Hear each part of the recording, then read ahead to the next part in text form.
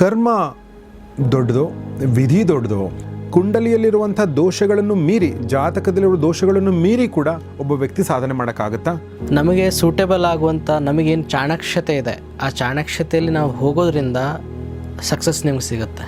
Sachin Tendulkar discipline, hard work ಮತ್ತು talent, ಅವ್ರದ್ದು ಜೀವನ ಏನಾಯಿತು ನಿಮ್ಗೆ ಗೊತ್ತಿದೆ. ನಾನೊಬ್ಬ ಜರ್ನಲಿಸ್ಟ್ ಆಗಿದ್ದೀನಿ, ಯೂಟ್ಯೂಬರ್ ಆಗಿದ್ದೀನಿ.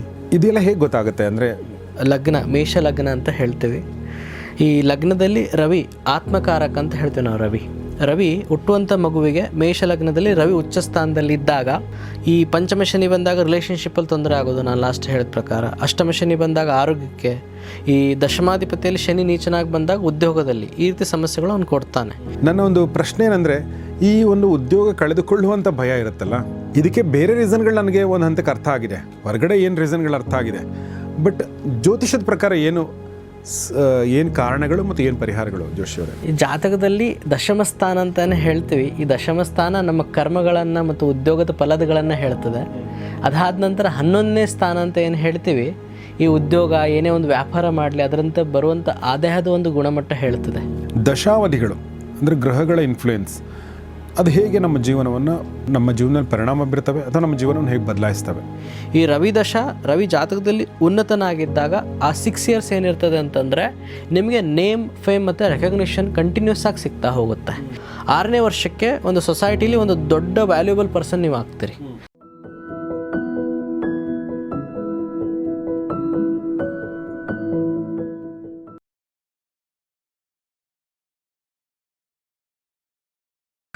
ಸ್ನೇಹಿತರೆ ನಮಸ್ಕಾರ. ಗೌರಿ ಶಕ್ಕಿ ಸ್ಟುಡಿಯೋದ ವಿಶೇಷ ಕಾರ್ಯಕ್ರಮಕ್ಕೆ ನಿಮಗೆಲ್ಲ ಸ್ವಾಗತ. ನಾನು ಗೌರಿ ಶಕ್ಕಿ. ನಮ್ಮ ಜೊತೆಗಿದ್ದಾರೆ ಕಳೆದ 10 ವರ್ಷಗಳಿಂದ ಜ್ಯೋತಿಷ್ಯ ಮತ್ತು ವಾಸ್ತು ಕನ್ಸಲ್ಟೆಂಟ್ ಆಗಿ ಪ್ರಾಕ್ಟೀಸ್ ಮಾಡ್ತಿರುವಂಥ, ಸೇವೆ ಮಾಡ್ತಿರುವಂಥ ಪಂಡಿತ್ MB ಜೋಶಿ ಅವರು. ಜೋಶಿ ಅವರೇ, ನಿಮಗೆ ಸ್ವಾಗತ ಕಾರ್ಯಕ್ರಮಕ್ಕೆ. ನಮಸ್ಕಾರ. ನಮಸ್ಕಾರ ಎಲ್ಲರಿಗೂ. ಕಳೆದ ಸಂಚಿಕೆಯಲ್ಲಿ ನಾವು ಸಂಬಂಧಗಳ ಬಗ್ಗೆ ಮಾತಾಡಿದ್ದೀವಿ. ಸಂಬಂಧಗಳಲ್ಲಿ ದೋಷಗಳು ಏನಿರ್ತವೆ ಅಥವಾ ಸಮಸ್ಯೆಗಳೇನು ಬರ್ತವೆ, ಆಧುನಿಕ ಯುಗದ ಪರಿಪ್ರೇಕ್ಷ್ಯದಿಂದ ಮಾತಾಡುವಂಥ ಪ್ರಯತ್ನವನ್ನು ನಾವು ಮಾಡಿದ್ದೀವಿ. ಅದೇ ಥರ ಅವರು ಕೂಡ ಮಾತಾಡಿದ್ದಾರೆ. ಸೊ ಅದನ್ನು ನೀವು ನೋಡಿಲ್ಲ ಅಂದರೆ ದಯವಿಟ್ಟು ಅದನ್ನು ನೋಡಿ. ಜಾತಕಗಳ ಬಗ್ಗೆ, ಲವ್ ಮ್ಯಾರೇಜ್ಗಳ ಬಗ್ಗೆ, ಅರೇಂಜ್ ಮ್ಯಾರೇಜ್ ಬಗ್ಗೆ, ಲಿವ್ ಇನ್ ರಿಲೇಷನ್ಶಿಪ್, ಈ ಥರ ಮಾತಾಡಿದ್ದೀವಿ. ಆದರೆ ಇವತ್ತು ನಾನು ಇನ್ನೊಂದು ಭಾಳ ಇಂಟ್ರೆಸ್ಟಿಂಗ್ ಆಗಿರುವಂಥ, ಇಂಪಾರ್ಟೆಂಟ್ ಆಗಿರುವಂಥ ಮತ್ತು ಸ್ವಲ್ಪ ಮಟ್ಟಿಗೆ ಕಾಂಪ್ಲಿಕೇಟ್ ಆಗಿರುವಂಥ, ಮೇಲ್ನೋಟಕ್ಕೆ ಕಾಂಪ್ಲಿಕೇಟ್ ಅನಿಸುತ್ತೆ ಅಂಥ ಒಂದು ಟಾಪಿಕ್ ಅಂತ ತಗೋತಾ ಇದ್ದೀನಿ. ಅದೇನೆಂದರೆ, ಕರ್ಮ ದೊಡ್ಡದು, ವಿಧಿ ದೊಡ್ಡದು ಅನ್ನೋದ್ರ ಬಗ್ಗೆ.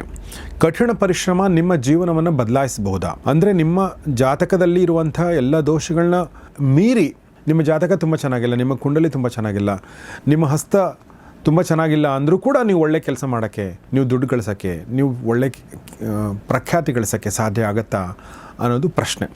ಸೊ ಹೀಗಾಗಿ ಈ ಒಂದು ವಿಧಿ ಮತ್ತು ಅಂದರೆ ಲಕ್, ಅದೃಷ್ಟ, ವಿಧಿ ಇದೆಲ್ಲವೂ ಕೂಡ ಒಂದು ಬ್ರಾಕೆಟಲ್ಲಿ ಸೇರೋದು. ಅಂದರೆ ನಮ್ಮ ಪರಿಶ್ರಮ, ಈ ವಿಧಿ, ಲಕ್ಕು, ಇದಕ್ಕೆಲ್ಲ ಜಾತಕ, ಕುಂಡಲಿ, ನಮ್ಮ ರೇಖೆಗಳು ಇದೆಲ್ಲವೂ ಕೂಡ ಅದಕ್ಕೆ ರಿಲೇಟೆಡ್ ಆಗಿರುತ್ತೆ. ಅಂದರೆ ಇದೆಲ್ಲ ತಿಳ್ಕೊಂಡವ್ರಿಗೆ ಗೊತ್ತಿರುತ್ತೆ. ಆದರೆ ಒಬ್ಬ ಹುಟ್ಟಿದ ಮಗುವಿಗೆ ಏನು ಗೊತ್ತಿರಲ್ಲ. ಹುಟ್ಟಿದ ಮಗುವಿಗೆ ಏನು ಗೊತ್ತಿರುತ್ತೆ, ನನಗೆ ಎಷ್ಟು ಬುದ್ಧಿ ಇದೆ, ನನ್ನ ಹತ್ರ ಏನು ಮಾಡೋಕ್ಕಾಗುತ್ತೆ ಅನ್ನೋದು ಅರ್ಥ ಮಾಡ್ತಾ ಹೋಗುತ್ತೆ. ದೊಡ್ಡದಾಗ್ತಾ ಆ ಮಗುಗೆ ನನ್ನ ಶಕ್ತಿ ಏನು ಅಂತ ಅರ್ಥ ಆಗ್ಬೋದು. ಆದರೆ ಇಲ್ಲಿ ನನ್ನ ಪ್ರಶ್ನೆ ಏನಂತಂದರೆ, ಈ ಎರಡರ ಮಧ್ಯೆ ಅಂದರೆ ಕುಂಡಲಿಯಲ್ಲಿರುವಂಥ ದೋಷಗಳನ್ನು ಮೀರಿ, ಜಾತಕದಲ್ಲಿರುವ ದೋಷಗಳನ್ನು ಮೀರಿ ಕೂಡ ಒಬ್ಬ ವ್ಯಕ್ತಿ ಸಾಧನೆ ಮಾಡೋಕ್ಕಾಗತ್ತಾ ಅಥವಾ ವಿಧಿಲಿಖಿತ ಅಂತ ಏನಂತೀವಿ ಅದು ಮಾತ್ರ ಸಾಧ್ಯ ಆಗುತ್ತೆ ಅನ್ನೋದು ಪ್ರಶ್ನೆ. ಇದಕ್ಕೆ ಸಿಂಪಲ್ಲಾಗಿ ಉತ್ತರ ಹೇಳಬೇಕಂತಂದ್ರೆ, ಈಗ ನೀವು ಹೇಳಿದ್ರಿ ಕರ್ಮ ಅಂತ ಹೇಳಿದ್ರಿ, ವಿಧಿ ಅಂತ ಹೇಳಿದ್ರಿ. ನಮಗೆ ಸೂಟೇಬಲ್ ಆಗುವಂಥ ನಮಗೇನು ಚಾಣಾಕ್ಷತೆ ಇದೆ, ಆ ಚಾಣಾಕ್ಷತೆಯಲ್ಲಿ ನಾವು ಹೋಗೋದ್ರಿಂದ ಸಕ್ಸಸ್ ನಿಮ್ಗೆ ಸಿಗುತ್ತೆ. ಫಾರ್ ಎಕ್ಸಾಂಪಲ್ಲು, ನಿಮಗೊಂದು ಟ್ಯಾಲೆಂಟ್ ಇದೆ. ಈಗ ವ್ಯಕ್ತಿಗೆ ಒಂದು ಟ್ಯಾಲೆಂಟ್ ಇರುತ್ತೆ, ಒಂದು ಹಾರ್ಡ್ ವರ್ಕ್ ಇರ್ತಾನೆ. ಟ್ಯಾಲೆಂಟ್ ಇದರಲ್ಲಿ ಹಾರ್ಡ್ ವರ್ಕ್ ಮಾಡಿದ್ರೆ ಅವನು ಅತ್ಯುತ್ತಮನಾಗ್ತಾನೆ. For example Sachin Tendulkar. ಅದೇ ಜೊತೆ ವಿನೋದ್ ಕಾಂಬ್ಲಿ, ಅವನಿಗೆ ಟ್ಯಾಲೆಂಟ್ ಇತ್ತು, ಹಾರ್ಡ್ ವರ್ಕ್ ಮಾಡಲಿಲ್ಲ, ಡಿಸಿಪ್ಲಿನ್ ಕಳ್ಕೊಂಡ, ಫೇಲಿಯರ್ ಅಂತ ಹೇಳ್ತಾರೆ ಎಲ್ಲರೂ. ಬಟ್ ಅವರು ಜೀವನದಲ್ಲಿ ಅವ್ರು ಅದನ್ನು ಏನು ತಿಳ್ಕೊಂಡ್ರೆ ಅದು ನಮ್ಗೆ ಗೊತ್ತಿಲ್ಲ. Sachin Tendulkar discipline, hard work ಮತ್ತು ಟ್ಯಾಲೆಂಟ್, ಅವ್ರದ್ದು ಜೀವನ ಏನಾಯಿತು ನಿಮ್ಗೆ ಗೊತ್ತಿದೆ. ಸೊ ಇದೊಂದು ಸಿಂಪಲ್ ಎಕ್ಸಾಂಪಲ್ಲು. ಈ ಜಾತಕ ಏನು ಹೇಳುತ್ತಪ್ಪ ಅಂತಂದರೆ, ಒಂದು ಹುಟ್ಟುವಿನ ಮಗುವಿಗೆ, ಒಂದು ಮಗು ಹುಟ್ಟುತ್ತೆ, ಆ ಮಗುವಿನ ಒಂದು ಗೋಚಾರ ಫಲ ಮತ್ತು ಮಗುವಿನ ಒಂದು ಲಗ್ನ ಜಾತಕ ಏನು ಹೇಳ್ತದೆ ಅಂತಂದರೆ, ಮುಂದೆ ಅವನು ಎದರಲ್ಲಿ ಚಾಣಾಕ್ಷತೆ ಹೊಂದುತ್ತಾನೆ, ಎದರಲ್ಲಿ ಅವನು ಚಾಣಾಕ್ಷತೆ ಹೊಂದಲ್ಲ ಅಂತ ಹೇಳುತ್ತೆ. ಈ ತಂದೆ ತಾಯಿಗಳು ಅವನು ಯಾವ ವಿಚಾರದಲ್ಲಿ ಚಾಣಾಕ್ಷತೆ ಹೊಂದುತ್ತಾನೋ ಆ ವಿಚಾರದಲ್ಲಿ ಅವನಿಗೆ ಇನ್ಫ್ಲೂಯೆನ್ಸ್ ಮಾಡೋದ್ರಿಂದ ನಾಳೆ ಅವನ ಒಂದು ಹಾರ್ಡ್ ವರ್ಕ್ಗೆ, ಅವನೊಂದು ಟ್ಯಾಲೆಂಟಿಗೆ ಬೆಲೆ ಸಿಗ್ತದೆ. ಈ ರೀತಿ ನಾವು ಜ್ಯೋತಿಷ್ಯದಿಂದ ತಿಳ್ಕೊಳ್ಬೋದು. ಓಕೆ. ಸೊ ನೀವು ಹೇಳ್ತಾ ಇರೋದು ನನಗೆ ನಾನು ಹೇಗೆ ಮಾಡ್ಕೊಂಡೆ ಅಂದರೆ, ಮಗುವಿನ ನ್ಯಾಚುರಲ್ ಟ್ಯಾಲೆಂಟ್ ಏನಿದೆಯೋ ಅಥವಾ ಜಾತಕದಲ್ಲಿ ಆತ ಯಾವುದ್ರ ಬಗ್ಗೆ ಚಾಣಾಕ್ಷತೆ ಹೊಂತಾನೆ ಅಥವಾ ಪರಿಣಿತಿ ಹೊಂತಾನೆ, ಅಂದರೆ ಈ ಕ್ಷೇತ್ರದಲ್ಲಿ ಈತ ಅಭಿವೃದ್ಧಿ ಹೊಂದಬಹುದು ಅಂತ ನಿಮಗೆ ಕಾಣುತ್ತೋ, ಹೌದು, ಅದಕ್ಕೆ ನೀವು ಒಂದು ಸಪೋರ್ಟ್ ಕೊಟ್ಟರೆ ಆತ ಬೆಳಿತಾನೆ ಅಂತ ನೀವು ಹೇಳ್ತಾ ಇದ್ದೀರಾ ಅಲ್ವಾ? ಬಟ್ ಹೇಗೆ ಗೊತ್ತಾಗುತ್ತೆ ಇದು? ಅಂದರೆ ಒಬ್ಬ ವ್ಯಕ್ತಿ ಟೆಕ್ನಾಲಜಿನಲ್ಲಿ ಮುಂದುವರಿತಾನೋ, ಫೈನಾನ್ಸಲ್ಲಿ ಮುಂದುವರಿತಾನೋ, ಅಥವಾ ಮೆಡಿಸಿನ್ ಮಾಡಿ ಡಾಕ್ಟರ್ ಆಗ್ತಾನೋ, ಅಥವಾ ಬೇರೆ ಏನೋ ಒಂದು, ಈಗ ನಮ್ಮ ಥರ ನಾನೊಬ್ಬ ಜರ್ನಲಿಸ್ಟ್ ಆಗಿದ್ದೀನಿ, ಯೂಟ್ಯೂಬರ್ ಆಗಿದ್ದೀನಿ, ನಾನೊಂದು ಡಿಜಿಟಲ್ ಮೀಡಿಯಾ ಮಾರ್ಕೆಟಿಂಗ್ ಏಜೆನ್ಸಿ ನಡೆಸ್ತೀನಿ. ಈಗ ಇದೆಲ್ಲ ಹೇಗೆ ಗೊತ್ತಾಗುತ್ತೆ? ಅಂದರೆ ಈಗ ಈ ಜಾತಕ ಅಂತ ಹುಟ್ಟೋ ಸಮಯದಲ್ಲಿ ನಾವು ಗ್ರಹಗತಿಗಳನ್ನು ನೋಡ್ತೀವಿ. ಈಗ ಲಗ್ನ, ಮೇಷ ಲಗ್ನ ಅಂತ ಹೇಳ್ತೀವಿ. ಈ ಲಗ್ನದಲ್ಲಿ ರವಿ ಆತ್ಮಕಾರಕ ಅಂತ ಹೇಳ್ತೀವಿ ನಾವು.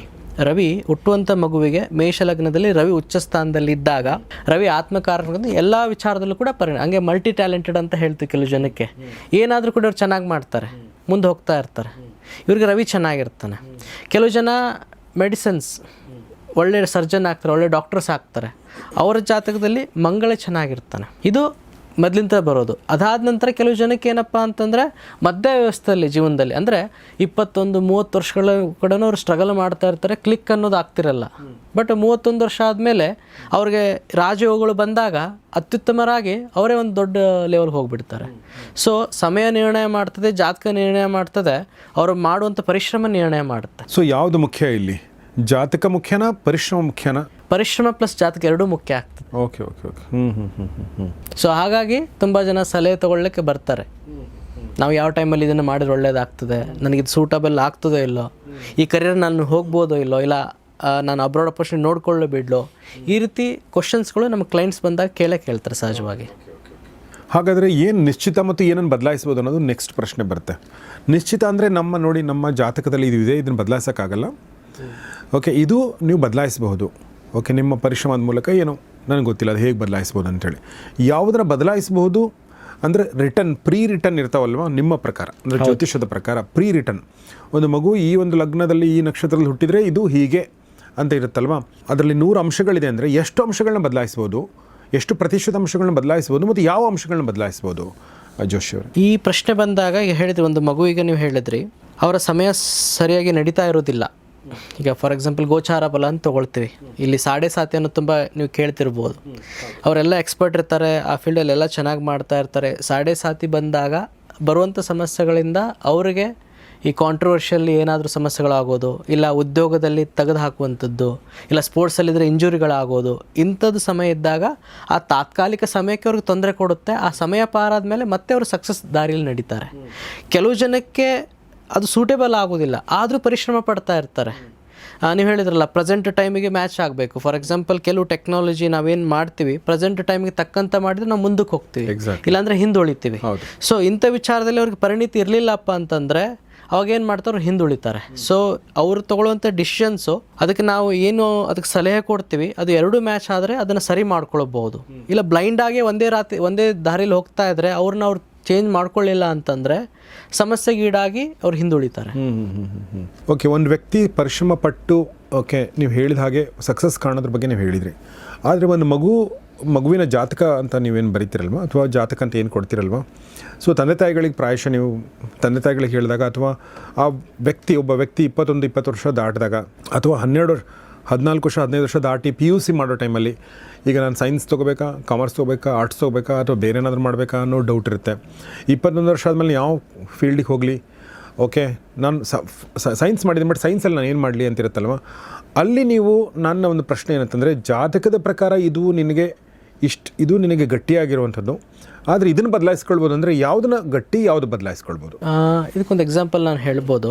ಈಗ ಜಾತಕದವನಿಗೆ, ಈಗ ಜಾತಕದಲ್ಲಿ ಈ ಮಂಗಳ ಚೆನ್ನಾಗಿದ್ದಾನೆ, ಗುರು ಚೆನ್ನಾಗಿದ್ದಾನೆ, ಇಂಥವ್ರಿಗೆ ನಾವೇನು ಸಜೆಸ್ಟ್ ಮಾಡ್ಬೋದು ಏನಪ್ಪ ಅಂತಂದರೆ, ನೀವು ಇಂಜಿನಿಯರಿಂಗ್ ಹೋಗ್ಬೋದು, ಇಲ್ಲ ಮೆಡಿಕಲ್ ಹೋಗ್ಬೋದು. ಯಾಕಂದರೆ ಮಂಗಳ ಚೆನ್ನಾಗಿದ್ದಾಗ ಒಳ್ಳೆ ಸರ್ಜನ್ ಆಗ್ತಾನೆ, ಶಸ್ತ್ರಚಿಕಿತ್ಸೆ ಒಂದು ಏನಿದೆ ಮತ್ತು ಮೆಡಿಕಲ್ ರಿಲೇಟೆಡ್ ಏನು ಬಿಸ್ನೆಸ್ ಇದೆ ಅವ್ರಿಗೆ ಸೂಟೇಬಲ್ ಆಗ್ತದೆ. ಗುರು ಚೆನ್ನಾಗಿದ್ದಾಗ ಟೆಕ್ನಾಲಜಿ ಮತ್ತು ಇಂಜಿನಿಯರಿಂಗ್ ತುಂಬ ಚೆನ್ನಾಗಾಗ್ತದೆ, ಅವ್ರಿಗದು ಸಲಹೆ ಮಾಡ್ಬೋದು. ಕೆಲವು ಜನಕ್ಕೆ ಏನಪ್ಪ ಅಂತಂದರೆ, ಈಗ ರವಿ ಚೆನ್ನಾಗಿರ್ತಾನೆ, ಶನಿ ಚೆನ್ನಾಗಿರ್ತಾನೆ, ಇಂಥವ್ರಿಗೆ government jobs, IAS, IPS, UPSC, ಇಲ್ಲ ಟಾಪ್ ಲೆವೆಲ್ ಗೌರ್ಮೆಂಟ್ ಇಂಥದ್ದೆಲ್ಲ ಸಜೆಷನ್ ಮಾಡ್ಬೋದು. ಅದಾದ ನಂತರ ಇಂಥ ಗ್ರಹಗಳು ದುರ್ಬಲನಾಗಿದ್ದಾಗ ಅವ್ರ ಜಾತಕದಲ್ಲಿ ಯುನಿಕ್ ಅಂತ ಏನಿರ್ತದೆ, ಈಗ ಶುಕ್ರ ಚೆನ್ನಾಗಿದ್ದವನು ಒಳ್ಳೆ ಆರ್ಟಿಸ್ಟ್ ಆಗ್ತಾನೆ. ನೀವು ಹೇಳಿದ್ರಿ ನೀವು ಜರ್ನಲಿಸ್ಟು ನೀವೆಲ್ಲ ಇದರಲ್ಲಿ ನಿಮ್ಮ ಬುಧ ಚೆನ್ನಾಗಿರ್ತಾನೆ, ಯಾಕಂದರೆ ಕಮ್ಯುನಿಕೇಷನ್ ತುಂಬ ಚೆನ್ನಾಗಿರ್ತದೆ. ಈ ಕಮ್ಯುನಿಕೇಷನ್, ಈ ಜರ್ನಲಿಸ್ಟ್ ಅಂದರೆ ಕಮ್ಯುನಿಕೇಷನಲ್ಲಿ ಜಡ್ಜ್ ಮಾಡೋದಿರ್ತದೆ. ಸೊ ಬುಧ ಚೆನ್ನಾಗಿದ್ದಾಗ ಇದು ಅವ್ರಿಗೆ ಇನ್ಬಿಲ್ಟ್ ಆಗ್ತದೆ. ಇಂಥದ್ದನ್ನೆಲ್ಲ ಸಜೆಸ್ಟ್ ಮಾಡ್ಬೋದು. ಕೆಲವು ಜನ ಏನು ಮಾಡ್ತಾರೆ, ಮಾಡ್ತಾ ಮಾಡ್ತಾ ಮಾಡ್ತಾ ಮಲ್ಟಿಪಲ್ ವರ್ಕ್ ಮಾಡ್ತಾ ಮಾಡ್ತಾ ಮಾಡ್ತಾ ಅವ್ರ ಟ್ಯಾಲೆಂಟ್ ಎಲ್ಲಿದೆ ಅಲ್ಲಿ ಕಂಡುಕೊಂಡು ಅಲ್ಲಿ ಪ್ಯಾಷನ್ ಡೆವಲಪ್ಮೆಂಟ್ ಮಾಡಿ ಪ್ಯಾಷನ್ನ ಡೆವಲಪ್ ಮಾಡಿಕೊಂಡು ಸಕ್ಸಸ್ ಆಗ್ತಾರೆ. ಕೆಲವು ಜನ ಏನು ಮಾಡಿಬಿಡ್ತಾರೆ, ಅವರ ಒಂದು ಪ್ಯಾಷನ್ನ ಇಟ್ಕೊಂಡು ಕಷ್ಟಪಟ್ಟು ಟಯರ್ಡ್ ಆಗಿಬಿಡ್ತಾರೆ. ಇದು ನೋಡ್ತಾ ಇರ್ತೀರಿ ನೀವು. ಪ್ಯಾಷನ್ ಇದ್ದಲ್ಲಿ ನಮ್ಗೆ ಯಾವತ್ತೂ ಕೂಡ ಕಷ್ಟ ಅನ್ಸಲ್ಲ. ಎಲ್ಲಿ ಪ್ಯಾಷನ್ ಇರಲ್ಲ ಅಲ್ಲಿ ಬರೀ ಕಷ್ಟಪಡ್ತಾ ಇದೀವಿ ಅಂತ ಅನಿಸುತ್ತೆ. ಇಲ್ಲ, ಕೆಲವೊಂದು ಈ ಪ್ಯಾಷನ್ ಇಟ್ಕೊಂಡು ಕೂಡ ಸ್ಟ್ರಗಲ್ ಮಾಡ್ತಾರಲ್ಲ, ಸಕ್ಸಸ್ ತುಂಬ ಲೇಟಾಗಿ ಸಿಗುತ್ತೆ ಕೆಲವೊಬ್ಬರಿಗೆ. ಓಕೆ, ಫಾರ್ ಎಕ್ಸಾಂಪಲ್ ಈ ಸಿನಿಮಾ ಇಂಡಸ್ಟ್ರಿಗೆ ಬಂದು ನಿರ್ದೇಶಕ ಆಗ್ಬೇಕಂತ ಬಂದು ಸುಮಾರು ಕಷ್ಟಗಳನ್ನ ಅನುಭವಿಸ್ತಿರ್ತಾರೆ. ಓಕೆ, ಮದುವೆ ಆಗಿರಲ್ಲ, ಫೈನಾನ್ಷಿಯಲ್ ಸಮಸ್ಯೆಗಳಿರ್ತವೆ, ಸಿನಿಮಾಗಳು ಚೆನ್ನಾಗಿರಲ್ಲ ಅವ್ರು ಮಾಡಿರೋದು. ಸೊ ಇದಕ್ಕೆ ಬೇರೆ ಕಾರಣಗಳು, ಸಿನಿಮಾ ಇಂಡಸ್ಟ್ರಿ ಕಾರಣಗಳನ್ನ ನನಗೆ ಗೊತ್ತಾಗುತ್ತೆ. ಅದು ಸಿನಿಮಾದಲ್ಲಿ ಏನು ಸಮಸ್ಯೆ ಇದೆ ನನಗೆ ಒಬ್ಬ ಜರ್ನಲಿಸ್ಟ್ ಆಗಿ ನಾನು ಒಂದಷ್ಟು ಕೇಳ್ಬೋದು. ಹೌದು, ಬಟ್ ಜಾತಕದಲ್ಲಿ ಸಮಸ್ಯೆ ಇರುತ್ತಾ ಇದಕ್ಕೆ? ಇರುತ್ತೆ ಖಂಡಿತವಾಗಿ. ಯಾಕಂತಂದರೆ ಈಗ ನಾನು ಹೇಳಿದೆ, ಈಗ ರವಿ ಇದು ನಮ್ಮ ಒಂದು ಮೂಲ ಗುಣಗಳನ್ನು ತೋರಿಸುತ್ತೆ. ಜಾತಕದಲ್ಲಿ ರವಿ ಚೆನ್ನಾಗಿದ್ರೆ ಕಮ್ಯುನಿಕೇಷನ್ ಚೆನ್ನಾಗಿರ್ತದೆ, ಬುಧ ಚೆನ್ನಾಗಿದ್ರೆ ಮಾತುಕತೆಯಲ್ಲಿ ಚತುರತೆ ಇರ್ತದೆ. ಇದಾದ ನಂತರ ನಮಗೆ ದಶಫಲಗಳು ಬರ್ತದೆ ಮತ್ತು ಗೋಚಾರ ಫಲಗಳು ಬರ್ತದೆ. ಈ ದಶ ಅಂತಂದ್ರಲ್ಲಿ ನಿಮ್ಗೆ ಆವಾಗಲೇ ಹೇಳಿದೆ ನಾನು, ಸಾಡೆ ಸಾತಿ ಇದ್ದಾಗ ಆ ವ್ಯಕ್ತಿ ಏನಾದರೂ ರಾಂಗ್ ಡಿಸಿಷನ್ಸ್ ತೊಗೊಂಡಿದ್ರೆ ಅಲ್ಲಿ ಬರುವಂಥ ಕಷ್ಟಗಳನ್ನು ಮುಳುಗಿಸುತ್ತೆ. ಆ ವ್ಯಕ್ತಿ ಡಿಸಿಷನ್ಲಿ ಪ್ರಿಪೇರ್ಡ್ ಇದ್ದ ಅಂತಂದರೆ ಆ ವ್ಯಕ್ತಿನ ಸಮಯ ತೂಗ್ತಾ ಹೋಗುತ್ತೆ, ಅವನ ಸಮಯ ಬಂದಾಗ ಅವ್ನು ಕ್ಲಿಕ್ ಆಗ್ತಾನೆ. ಹೀಗಾಗಿ ಕೆಲವು ಜನ ಅರ್ಲಿ ಸಕ್ಸಸ್ ನೋಡಿ ಆಮೇಲೆ ಬೀಳ್ತಾರೆ, ಕೆಲವು ಜನ ಹೋಗ್ತಾ ಲೇಟ್ರಾಗಿ ಸಕ್ಸಸ್ ನೋಡ್ತಾರೆ. ಎಲ್ಲರೂ ಅವರ ಒಂದು ಕೆಲಸದಲ್ಲಿ ಅವ್ರು ಇನ್ವಾಲ್ವ್ ಆಗೋದ್ರಿಂದ ಒಂದು ತಕ್ಕದ್ದು ಸಕ್ಸಸ್ ನೋಡ್ತಾರೆ. ಅದನ್ನು ನಾವು ಫೈನಾನ್ಷಿಯಲ್ ಆಗಿ ಎಳೆಯೋಕ್ಕಾಗಲ್ಲ. ಇನ್ನು ಶನಿ ಗ್ರಹ, ನೀವು ಸಾಡೆ ಸಾತಿ ಅಂದಾಗ ಶನಿ ಗ್ರಹ ಇದೆಲ್ಲ ತುಂಬ ಜನರಿಗೆ ಇದ್ರ ಬಗ್ಗೆ ತುಂಬ ಕನ್ಸರ್ನ್ಸ್ ಇರುತ್ತೆ, ತುಂಬ ಭಯ. ಸಾಡೆ ಸಾತಿ ಶನಿ ಪ್ರಭಾವ ಇದು ಒಂದು ಸ್ವಲ್ಪ ಜನರಿಗೆ ಭಯ ಉಂಟು ಮಾಡುವಂಥ ವಿಷಯ. ಹೀಗಾಗಿ ನಾನು ಭಯಪಡಿಸೋಕ್ಕೆ ನಾನು ಕೇಳ್ತಾ ಇಲ್ಲ, ಅವ್ರಿಗೆ ಧೈರ್ಯ ತುಂಬಕ್ಕೆ ಈ ಪ್ರಶ್ನೆ ಕೇಳ್ತಾ ಇದ್ದೀನಿ. ಓಕೆ, ಈ ಒಂದು ಶನಿ ಗ್ರಹದ ಪಾತ್ರ ನಮ್ಮ ಲೈಫಲ್ಲಿ, ಒಬ್ಬ ಜನಸಾಮಾನ್ಯ ಲೈಫಲ್ಲಿ, ಅವನ ಹೋರಾಟದಲ್ಲಿ, ಅವನ ಯಶಸ್ಸು ಪಡೆಯೋದ್ರಲ್ಲಿ ಏನು ಪಾತ್ರ ವಹಿಸುತ್ತೆ, ಇದ್ರ ಬಗ್ಗೆ ಹೇಳ್ಬೋದಾ? ಶನಿ ಅಂದರೆ ಕರ್ಮದಂಡ ನಾಯಕ. ಅವನು ಅಂದರೆ ಶನಿ ಫಲ ಕೊಡೋದೇ ನಮ್ಮ ಒಂದು ಕರ್ಮಗಳ ಆಧಾರದ ಮೇಲೆ. ಇಲ್ಲಿ ಏನಪ್ಪ ಅಂತಂದರೆ ಈ ಸಾಡೆ ಸಾತಿ ಬಂದಾಗ, ಇಲ್ಲ ಪಂಚಮ ಶನಿ, ಅಷ್ಟಮ ಶನಿಗಳು ಬಂದಾಗ, ಈ ಪಂಚಮ ಶನಿ ಬಂದಾಗ ರಿಲೇಷನ್ಶಿಪ್ಪಲ್ಲಿ ತೊಂದರೆ ಆಗೋದು, ನಾನು ಲಾಸ್ಟ್ ಹೇಳಿದ ಪ್ರಕಾರ. ಅಷ್ಟಮ ಶನಿ ಬಂದಾಗ ಆರೋಗ್ಯಕ್ಕೆ, ಈ ದಶಮಾಧಿಪತಿಯಲ್ಲಿ ಶನಿ ನೀಚನಾಗಿ ಬಂದಾಗ ಉದ್ಯೋಗದಲ್ಲಿ, ಈ ರೀತಿ ಸಮಸ್ಯೆಗಳು ಅವನು ಕೊಡ್ತಾನೆ. ಸೊ ಇನಿಷಿಯಲ್ ಆಗಿ ಅವನು ಸಮಸ್ಯೆ ಕೊಡುವಾಗ ನಾವೇನಪ್ಪ ಅಂದರೆ ಅದಕ್ಕೆ ಸೂಕ್ತವಾದಂಥ ಪರಿಹಾರಗಳು ಮಾಡ್ಕೊಳ್ಬೇಕು. ಇನ್ನೊಂದೇನಪ್ಪ ಅಂದರೆ ಶನಿ ಯಾವಾಗಲೂ ಡಿಸಿಪ್ಲಿನ ಡಿಮ್ಯಾಂಡ್ ಮಾಡ್ತಾನೆ. ಯಾವ ರೀತಿ ಡಿಸಿಪ್ಲಿನಪ್ಪ ಅಂತಂದರೆ, ಈಗ ಒಂದು ಸ್ಟೂಡೆಂಟು ಎಕ್ಸಾಮ್ ಬರೀಬೇಕಂತಂದರೆ ಅವನು ಪ್ರಿಪೇರ್ ಆಗಿ ಹೋಗ್ತಾನೆ. ಸೊ ನಾಳೆ ಎಕ್ಸಾಮ್ ಇದೆ, ಒಂದು ವಾರಕ್ಕಿಂತ ಮುಂಚೆ ಪ್ರಿಪ್ರೇಷನ್ ನಡೆಸ್ತಾನೆ. 10 ಟಾಪಿಕಲ್ಲಿ 8 ಟಾಪಿಕ್ನ ಅವನು ಓದ್ಕೊಳ್ತಾನೆ. 2 ಟಾಪಿಕ್ಕು ಬರಲ್ಲ ಬಿಡು ಅನ್ನೋಂಥ ಒಂದು ಆಲಸ್ಯತನದಿಂದ ಬಿಟ್ಟಿರ್ತಾನೆ. ಸೊ ಎಕ್ಸಾಮಲ್ಲಿ 2 ಟಾಪಿಕ್ ಮೇಜರ್ ಆಗಿ ಬಂದುಬಿಟ್ಟು ಅವನ ಮಾರ್ಕ್ಸ್ನ ಕಮ್ಮಿ ಕೊಡುತ್ತೆ. ಸೊ ಶನಿನೂ ಕೂಡ ಹಾಗೆ, ನಾವೇನು ಉದ್ಯೋಗ ಮಾಡ್ತೀವಿ, ನಾವೇನು ಡಿಸಿಷನ್ಸ್ ತೊಗೊಳ್ತೀವಿ, ಉತ್ತಮ ಡಿಸಿಷನ್ಸು ಸಾಧಾರಣವಾಗಿ ಫಲ ಕೊಡ್ತದೆ. ಏನು ರಾಂಗ್ ಡಿಸಿಷನ್ಸ್ ತೊಗೊಂಡಿರ್ತೀವಿ ಅದಕ್ಕೆ ಶನಿ ಹಾರ್ಮ್ ಮಾಡ್ತಾನೆ. ಸೊ ಹೀಗಾಗಿ ಸಾಡೆ ಸಾತಿಗಳು ಬಂದಾಗ ಕಷ್ಟಗಳು ಬರೋದು ಸರ್ವೇ ಸಾಮಾನ್ಯ, ಎಲ್ಲರಿಗೂ ಕಷ್ಟ ಬರುತ್ತೆ. ಅವನು ಸಕ್ಸಸ್ಫುಲ್ ಪರ್ಸನ್ ಆಗಲಿ, ಅವನು ಭಿಕ್ಷುಕನಾಗಲಿ, ಮತ್ತು ಮಧ್ಯಾವಸ್ಥದ ವ್ಯಕ್ತಿನೂ ಆಗಲಿ, ಅವನಿಗೆ ಕಷ್ಟಗಳು ಬಂದೇ ಬರುತ್ತೆ. ಆ ಕಷ್ಟಗಳನ್ನು ಆ ಪರ್ಸನ್ ಯಾವ ರೀತಿ ತೊಗೊಂಡು ಅದಕ್ಕೆ ಪರಿಹಾರ ಮಾಡಿಕೊಂಡು ಅವನು ಯಾವುದಕ್ಕೆ ಸೊಲ್ಯೂಷನ್ ಹುಡ್ಕೊಳ್ತಾನೆ, ಅದ್ರ ಮೇಲೆ ಅವನ ಒಂದು ನೀವು ಹೇಳಿದ್ರಲ್ಲ ವಿಧಿ ಲಿಖಿತ ಆಗ್ತದೆ. ಈಗ ಶನಿ ಗ್ರಹ ಅಥವಾ ಸಾಡೆ ಸಾತಿ ಇದ್ರ ಬಗ್ಗೆ ತಿಳ್ಕೊಳ್ಳೋದಕ್ಕಿಂತ, ಈಗ ನೋಡಿ ಇದು ನೀವು ಹೇಳಿದ್ದೆಲ್ಲ ಒಬ್ಬ ಜನಸಾಮಾನ್ಯನಾಗಿ ನನಗೆ ಎಲ್ಲೋ ಅಪ್ಲೈ ಆಗುತ್ತೆ. ಓಕೆ, ಕಷ್ಟ ಕಾಲ ಬಂದಾಗ ನೀನು ಡಿಸಿಷನ್ ತೊಗೊಳ್ಳುವಾಗ ಇನ್ನೂ ಯೋಚನೆ ಮಾಡು. ಎಲ್ಲ ಚೆನ್ನಾಗಿ ನಡೀತಾ ಇದ್ದಾಗ ಒಂದು ಸ್ವಲ್ಪ ಸಣ್ಣ ಪುಟ್ಟ ಒಂದು ಡಿಸಿಷನ್ ಆ ಕಡೆ ಈ ಕಡೆ ಆದರೂ ನಡೀತೆ. ಬಟ್ ಕಷ್ಟ ಕಾಲದಲ್ಲಿ ಸಣ್ಣ ಡಿಸಿಷನ್ ಕೂಡ ಇದು ಎಲ್ರಿಗೂ ಅಪ್ಲೈ ಆಗುವಂಥದ್ದು, ಮತ್ತು ಇದು ಎಲ್ಲ ಟೈಮಿಗೂ ಅಪ್ಲೈ ಆಗುವಂಥದ್ದು. ಇದು ನೀವು ಬಾಲ್ಯದಲ್ಲೂ ಎಕ್ಸಾಮ್ ಟೈಮ್ ಹೇಳಿದ್ರಿ, ಸ್ಟೂಡೆಂಟ್ ಲೈಫಲ್ಲಿ ಅಪ್ಲೈ ಆಗುತ್ತೆ. ಈಗ ನಾನೊಬ್ಬ ಕ್ಲೈಂಟ್ ಮೀಟಿಂಗ್ ಮಾಡ್ತೀನಿ ನಾನು, ಅಥವಾ ಒಬ್ಬ ಗೆಸ್ಟ್ ಜೊತೆ ನಾನು ಹೇಗಿರ್ತೀನಿ, ನಾನು ಏನು ಪ್ರಶ್ನೆಗಳನ್ನ ಕೇಳ್ತೀನಿ, ಇದು ಎಲ್ಲವೂ ಕೂಡ ಎಲ್ಲರ ಲೈಫಲ್ಲೂ ಎಲ್ಲ ಟೈಮಲ್ಲೂ ಅಪ್ಲೈ ಆಗುವಂಥದ್ದು ಇದು ಅಲ್ವಾ? ಹೀಗಾಗಿ ಈ ಒಂದು ಸಾಡೆ ಸಾತಿ ಅನ್ನೋದು ಯಾಕೆ ಇದು ಎಲ್ಲದಕ್ಕೂ ಎಲ್ಲ ಟೈಮಲ್ಲೂ ಇದು ಇರೋದ್ರಿಂದ ನಾವು ಯಾಕೆ ಅದನ್ನು ಈ ಸಾಡೆ ಸಾತಿ ಅಂತ ಕರಿತೀವಿ ಅನ್ನೋದು? ಈ ಸಾಡೆ ಸಾತಿ ಜ್ಯೋತಿಷ್ಯದ ಮುಖಾಂತರ ಅಂತಂದರೆ ಈ ಗ್ರಹ ಸಂಚಾರ ಅಂತ ಹೇಳ್ತೀವಿ. ಈಗ ಫಾರ್ ಎಕ್ಸಾಂಪಲ್ ಪ್ರೆಸೆಂಟಾಗಿ ಶನಿ ಬಂದು ಮೀನ ಸ್ಥಾನದಲ್ಲಿ ಇದ್ದಾನೆ. ಸೊ ಮೀನ ರಾಶಿಯವ್ರಿಗೆ ಮಧ್ಯ ಶನಿ ಅಂತ ಹೇಳ್ತೀವಿ, ಕುಂಭ ರಾಶಿಯವ್ರಿಗೆ ಸಾಡೆ ಸಾತಿಯ ಕೊನೆ ಪೀರಿಯಡ್ ಅಂತ ಹೇಳ್ತೀವಿ, ಮೇಷ ರಾಶಿಯವ್ರಿಗೆ ಶನಿ ಬಿಗಿನಿಂಗ್ ಆಗಿದ್ದಾನೆ ಅಂತ ಹೇಳ್ತೀವಿ. ಅದಾದ ನಂತರ ಪಂಚಮ ಶನಿ, ಸಪ್ತಮ ಶನಿ ಅಂತಂದರೆ ಈಗ ಕನ್ಯಾ ರಾಶಿಯವ್ರಿಗೆ ಸಪ್ತಮ ಶನಿ ಅಂದರೆ ರಿಲೇಷನ್ಶಿಪ್ಪಲ್ಲಿ ತೊಂದರೆಗಳು ಆಗುವಂಥದ್ದು ಅಂತ ಹೇಳ್ತೀವಿ. ಈ ಶನಿ ಸಾಡೆ ಸಾತಿ ಅನ್ನೋದೇನೆಂದರೆ ಒಂದು ಸಮಯ, ಶನಿ ನಿರ್ಣಯ ಮಾಡುವಂಥ ಸಮಯ ಅಷ್ಟೇ. ಓಕೆ. Time line. ಅದು ಗೊತ್ತಿಲ್ಲದೆ ಈಗ ನನಗೆ ಗೊತ್ತಿಲ್ಲ ಅನ್ಕೊಳ್ಳಿ ಅದು ಯಾವಾಗ ಬರುತ್ತೆ ಅಂತೇಳಿ. Is it okay? ಎಲ್ಲರೂ ಕೂಡ ಪರಿಹಾರ ಕೊಡ್ಕೊಳ್ತಾರೆ. ಈಗ ನೀವು ಕೂಡ ಈಗ ಸಮಯ ಸರಿ ಇಲ್ಲ ಅಂತಂದರೆ ಯಾರನ್ನಾದರೂ ಕೇಳಿ ತಿಳ್ಕೊಳ್ತೀರಿ. ಫಾರ್ ಎಕ್ಸಾಂಪಲ್ಲು ನೀವು ಹೆಲ್ತಲ್ಲಿ ಸಮಸ್ಯೆಗಳನ್ನು ಡಾಕ್ಟರ್ ಹತ್ರ ಹೋಗ್ತೀರಿ.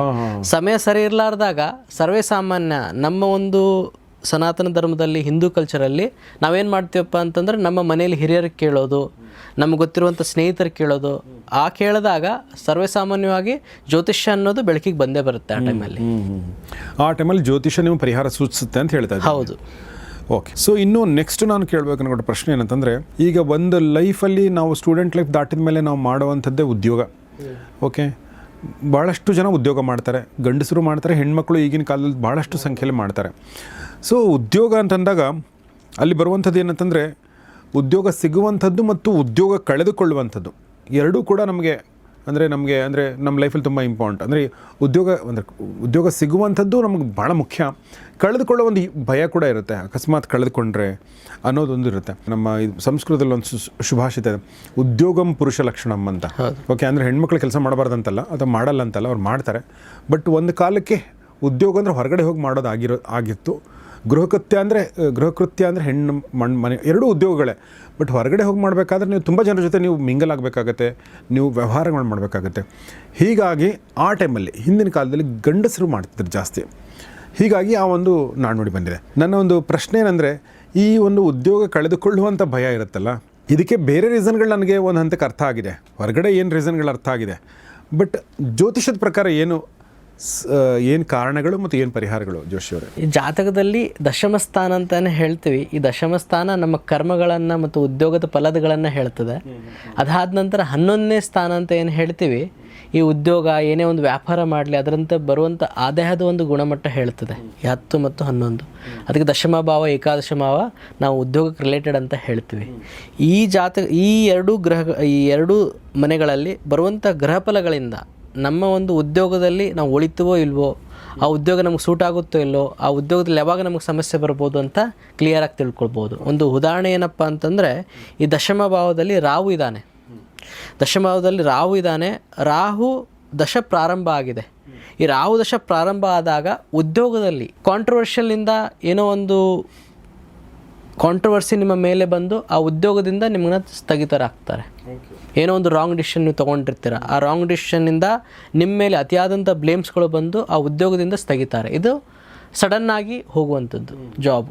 ಈಗ ಒಂದು ಹೈಯರ್ ಪೊಸಿಷನಲ್ಲಿ ನೀವು ಇದ್ದೀರಿ, ಏನೋ ಒಂದು ಮಾಡಿರುವಂಥ ಮಿಸ್ಟೇಕ್ಸಿಂದ ಸಡನ್ನಾಗಿ ನಿಮ್ಮ ಜಾಬ್ ಹೋಗೋದು, ಇದು ಉದ್ಯೋಗ ಕಳ್ಕೊಳ್ಳೋದು ಅಂತ ಹೇಳ್ತೀವಿ.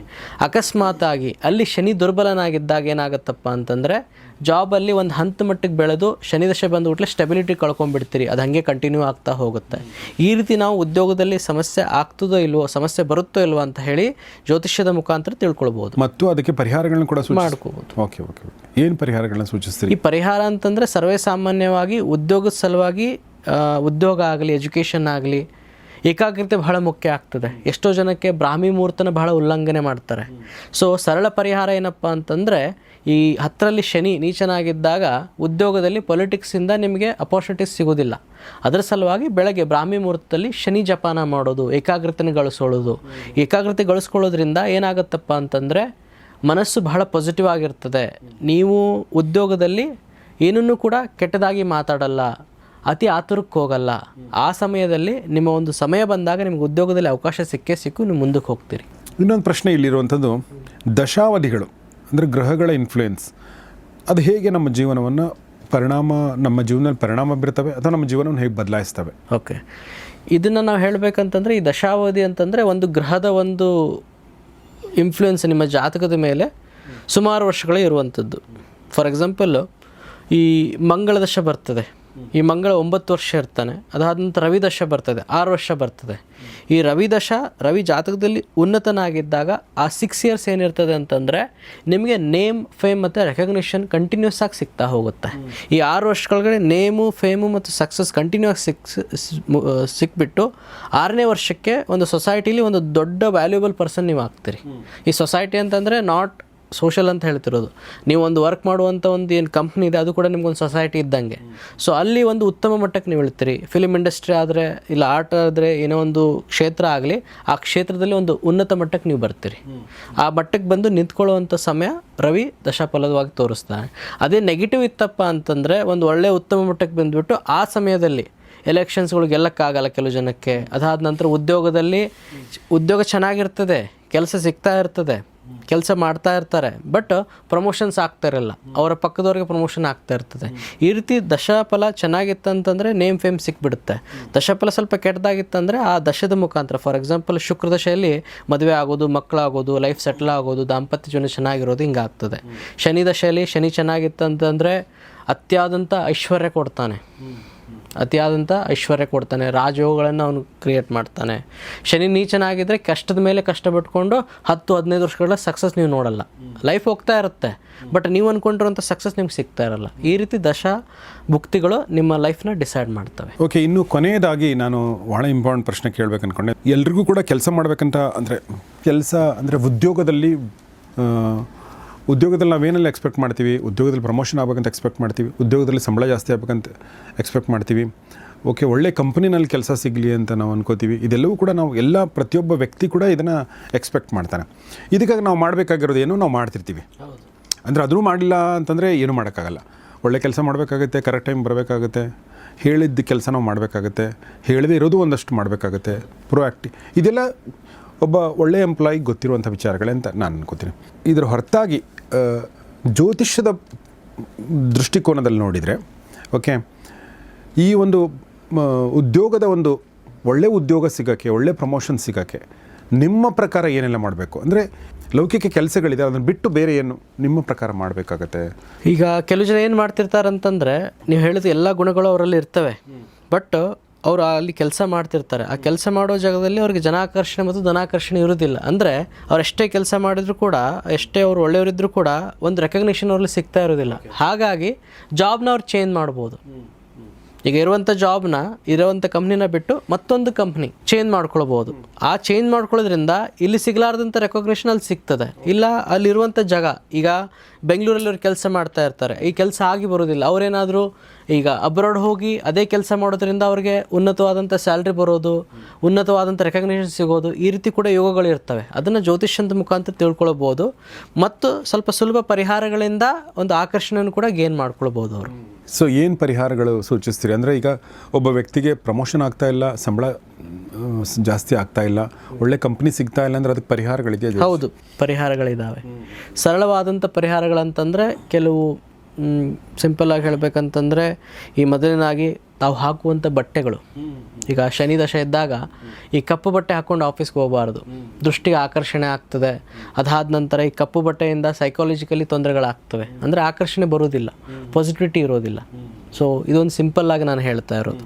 ಬೇರೆ ಬೇರೆ ಸಂದರ್ಭಗಳಿಗೆ ಸಂಬಂಧಪಟ್ಟಂತೆ ಬೇರೆ ಬೇರೆ ಪರಿಹಾರಗಳು ನಿಮ್ಮ ಹತ್ರ. ಜಾಬ್ ವಿಚಾರದಲ್ಲಿ ಈ ರೆಕಗ್ನಿಷನ್ ಇದೆಲ್ಲ ಅವ್ರ ಮೇಲೆ ಅಷ್ಟೇ ಡಿಪೆಂಡ್ ಆಗಿರೋದಿಲ್ಲ, ಅಲ್ಲಿರುವಂಥ ವಾತಾವರಣ ಕೂಡ ಇಂಪಾರ್ಟೆಂಟ್ ಆಗ್ತದೆ. ಸೊ ಜಾಬ್ ವಿಚಾರದಲ್ಲಿ ಈ ಪರಿಹಾರಗಳಕ್ಕಿಂತ ಸೂಟೇಬಲ್ ಆಗುವಂಥ ಜಾಬು ಮತ್ತು ಸೂಟೇಬಲ್ ಆಗುವಂಥ ಡೆಸ್ಟಿನಿ ಮತ್ತು ಜಾಬ್ ಚೇಂಜ್ ಮಾಡೋದು ಇದು ಬಹಳ ಉತ್ತಮವಾದಂಥ ಪರಿಹಾರ. ಈಗ ನೀವು ಬಿಳಿ ಬಟ್ಟೆ ಹಾಕ್ಕೊಂಡಿದ್ರಲ್ಲ, ಅದಕ್ಕೇನಾದ್ರು ಪರ್ಟಿಕ್ಯುಲರ್ ಕಾರಣ ಇದೆಯಾ ಜೋಶಿ ಅವರೇ? ಇದು ಅಸ್ಟ್ರಾಲಜಿಲಿ ಈ ಬಿಳಿ ಅಂದರೆ ಶಾಂತಿಯ ಸಂಕೇತ. Okay okay. ಸೊ ಶಾಂತಿ, ಪೀಸ್ ಮೇಂಟೈನ್ ಆಗಬೇಕಂತಂದರೆ ಇದು ವೈಟ್ ಬಟ್ಟೆ ಸಪೋರ್ಟ್ ಮಾಡ್ತದೆ ಅಂತ ಅದನ್ನು ಹಾಕ್ಕೊಳ್ಳೋದು. ಇಲ್ಲ, ಅದು ಎಷ್ಟು ನಿಜ ಅದು. ನನಗೆ ಅಂದರೆ ಪೀಸ್ ನನಗೆ ಗೊತ್ತಿಲ್ಲ, ಬಟ್ ಒಂದು ನನಗೆ ಅನಿಸುತ್ತೆ, ಬಿಳಿ ಬಟ್ಟೆ ಇದೆಯಲ್ಲ ಅದು ಒಂದು ಗೌರವ ಸೂಚಕ. ಅಂದರೆ ಒಬ್ಬ ವ್ಯಕ್ತಿ ಬಿಳಿ ಬಟ್ಟೆ ಹಾಕ್ಕೊಂಡು ಬಂದರೆ ನಮಗೆ ಗೊತ್ತಿಲ್ಲದಂಗೆ we tend to respect him. ನಮ್ಗೆ ಗೊತ್ತಿಲ್ಲದಂಗೆ ನಾನು ಎಷ್ಟೋ ಸಲ ಅದನ್ನು ಅಬ್ಸರ್ವ್ ಮಾಡಿದ್ದೀನಿ. ಯಾವುದೋ ಆಫೀಸ್ಗೆ ಹೋಗ್ತೀರಾ, ನೀವೆಲ್ಲೋ ಹೋಗ್ತೀರಾ, ನೀವು ಬಿಳಿ ಬಟ್ಟೆ ಹಾಕ್ಕೊಂಡು ಹೋದರೆ ನಿಮ್ಮನ್ನು ನೋಡೋವಂಥ ರೀತಿ ಬೇರೆ ಇರುತ್ತೆ. ನೀವು ಅದೇ ಒಂದು ಕಲರ್ ಟೀ ಶರ್ಟ್ ಹಾಕ್ಕೊಂಡು ಹೋಗಿ ಓಕೆ, ನಿಮ್ಮನ್ನು ನೋಡೋ ದೃಷ್ಟಿಕೋನ ಬೇರೆ ಇರುತ್ತೆ. ಹೀಗಾಗಿ ಬಟ್ಟೆಗಳು ನಮಗೆ ಗೊತ್ತಿಲ್ಲದಂಗೆ ನಮ್ಮ ಮನಸ್ಸಿನ ಮೇಲೆ, ನಮ್ಮ ಬಟ್ಟೆಗಳು ಮತ್ತು ಬಟ್ಟೆಗಳ ಬಣ್ಣಗಳು ನಮ್ಗೆ ಗೊತ್ತಿಲ್ಲದಂಗೆ ನಮ್ಮ ಮನಸ್ಸಿನ ಮೇಲೆ ಪ್ರಭಾವ ಮತ್ತು ಪರಿಣಾಮ ಬೀರ್ತಾ ಇರ್ತವೆ. ಹೌದು, ನಿಜ. ಹಾಗಾಗಿ ಬಿಳಿ ಅಂತಂದರೆ ಈ ಚಂದ್ರ ಮನಸೋಜಾತ ಅಂತ ಹೇಳ್ತೀವಿ. ಈ ಚಂದ್ರ ಚಂಚಲ, ಬಟ್ ಚಂದ್ರ ಚಂಚಲ ಇದ್ದಾಗ ಬಿಳಿ ಬಟ್ಟೆ ಇತ್ತು, ಬಿಳಿನ ಫಾಲೋ ಮಾಡಿದ್ರೆ ಮನಸ್ಸು ಪೀಸ್ಫುಲ್ ಆಗಿರ್ತದೆ. ಸೊ ಹಾಗಾಗಿ ಪೀಸು, ಶಾಂತಿ ಅಂತ ಏನು ಹೇಳ್ತೀವಿ, ಅದು ಆದಷ್ಟು ಬೇಗ ಎಲ್ಲರನ್ನೂ ಕೂಡ ಅಟ್ರಾಕ್ಟ್ ಆಗುತ್ತೆ. ಕೆಲವು ಜನಕ್ಕೆ ರೆಡ್ ಇಷ್ಟ ಆಗ್ತದೆ, ರೆಡ್ ಬಟ್ಟೆ ಹಾಕಿರೋ ಪರ್ಸನ್ ವೈಟ್ ಇದ್ರೂ ಕೂಡ ರೆಡ್ ಆದರೆ ರೆಡ್ ಅವ್ನ ಕಡೆ ನೋಡ್ತಾನೆ. ಬಟ್ ಎಲ್ಲರಿಗೂ ಬಿಳಿ ಶಾಂತಿ ಅನಿಸುತ್ತೆ, ಎಲ್ಲರೂ ಆ ಕಡೆ ನೋಡ್ತಾರೆ. ಕೆಲವೊಬ್ಬರಿಗೆ ರೆಡ್ ಚೆನ್ನಾಗಿ ಕಾಣುತ್ತೆ, ಕೆಲವರು ಬ್ಲ್ಯಾಕ್ ಚೆನ್ನಾಗಿ ಕಾಣುತ್ತೆ, ಕೆಲವರು ಬ್ಲೂ ಚೆನ್ನಾಗಿ ಕಾಣುತ್ತೆ ಅಥವಾ ಇಷ್ಟ ಆಗುತ್ತೆ, ಅದೆಲ್ಲವೂ ಕೂಡ ಇದೆ. ಆದರೆ ವೈಟ್ ಇದೆಲ್ಲ ಒಂಥರ ಯೂನಿವರ್ಸಲ್, ಅದು ಎಲ್ರಿಗೂ ಚೆನ್ನಾಗಿ ಕಾಣುತ್ತೆ. ಇವ್ರಿಗೆ ಚೆನ್ನಾಗಿ ಕಾಣಲ್ಲ ಅಂತ ಇಲ್ವೇ ಇಲ್ಲ ನನ್ನ ಪ್ರಕಾರ, ಅಲ್ವಾ? ಎಲ್ರಿಗೂ ಚೆನ್ನಾಗಿ ಕಾಣುತ್ತೆ ಮತ್ತು ಎಲ್ಲರ ಮನಸ್ಸಲ್ಲೂ ಒಂದು ಒಳ್ಳೆಯ ಒಂದು ಭಾವನೆ ಹುಟ್ಟಿಸುತ್ತೆ. ಸೊ ಅಷ್ಟು ಹೇಳ್ತಾ ಕೊನೆಯದಾಗಿ ನಾನು ಕೇಳುವಂಥ ಪ್ರಶ್ನೆ ಏನಂತಂದರೆ, ನಮ್ಮ ವೀಕ್ಷಕರಿಗೆ ಈಗ ಏನು 3 ಥರದ ವೀಕ್ಷಕರಿದ್ದಾರೆ ಅಂತ ಅಂದ್ಕೊಳ್ಳಿ. ನನ್ನ ಜಾತಕ ತುಂಬ ಚೆನ್ನಾಗಿದೆ, ನನ್ನ ಜಾತಕದಲ್ಲಿ ಎಲ್ಲ ಲಗ್ನಗಳು, ನಮ್ಮ ಸ್ಥಾನಗಳು ಎಲ್ಲವೂ ತುಂಬ ಚೆನ್ನಾಗಿದೆ ಅಂತ ಕೆಲವೊಬ್ಬರಿಗಿರುತ್ತೆ. ನನ್ನ ಜಾತಕದಲ್ಲಿ ಅಷ್ಟೊಂದೆಲ್ಲ ಚೆನ್ನಾಗಿಲ್ಲ, 50-50 ಇದೆ ಅಂತ ಕೆಲವೊಬ್ಬರಿಗಿರುತ್ತೆ. ನನ್ನ ಜಾತಕ ಚೆನ್ನಾಗಿಲ್ಲ, ನನ್ನ ಜಾತಕದ ಪ್ರಕಾರ ನನಗೆ ಧನ ಸಂಪಾದನೆ ಮಾಡೋಕ್ಕಾಗಲ್ಲ ಅಥವಾ ಮನ್ನಣೆ ಸಂಪಾದನೆ ಮಾಡೋಕ್ಕಾಗಲ್ಲ ಅಂತ ಕೆಲವೊಬ್ಬರಿಗಿರುತ್ತೆ. 3 ಥರದ ವ್ಯಕ್ತಿಗಳಿದ್ದಾರೆ ಅಂತ ಅಂದ್ಕೊಳ್ಳಿ.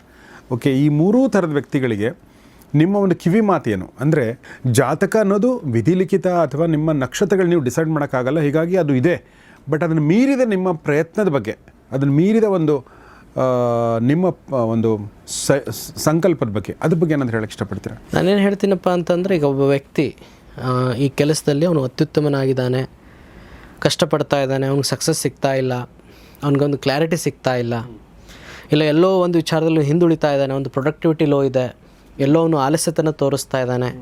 ಹೀಗಾಗಿ ಒಂದು ಹಲವಾರು ಕಾರಣಗಳಿಂದ ಅವನು ಸಕ್ಸಸ್ ಸಿಗಲಿಕ್ಕೆ ಅವ್ನಿಗೆ ಆಗ್ತಾ ಇರೋದಿಲ್ಲ. ಹೀಗಾಗಿ ನಿಮ್ಮ ಒಂದು ಜೀವನದ ಬಗ್ಗೆ ನಿಮಗೊಂದು ಕ್ಲಾರಿಟಿ ಸಿಗಲಿ. ಏನಪ್ಪ ಅಂತಂದರೆ, ಸರ್ ಹೇಳಿದ ಪ್ರಕಾರ ಒಂದನೇದಾಗಿ ನೀವು ಅತ್ಯುತ್ತಮವಾಗಿ ಕೆಲಸ ಮಾಡ್ತಾಯಿದ್ರಿ, ಬಟ್ ಆ ಅತ್ಯುತ್ತಮವಾದ ಕೆಲಸಕ್ಕೆ ನೀವಿರುವಂಥ ಉದ್ಯೋಗದಲ್ಲಿ ಬೆಲೆ ಸಿಗ್ತಾ ಇದೆಯೋ ಇಲ್ವೋ ಅದನ್ನು ತಿಳ್ಕೊಳ್ಬೇಕಾಗ್ತದೆ.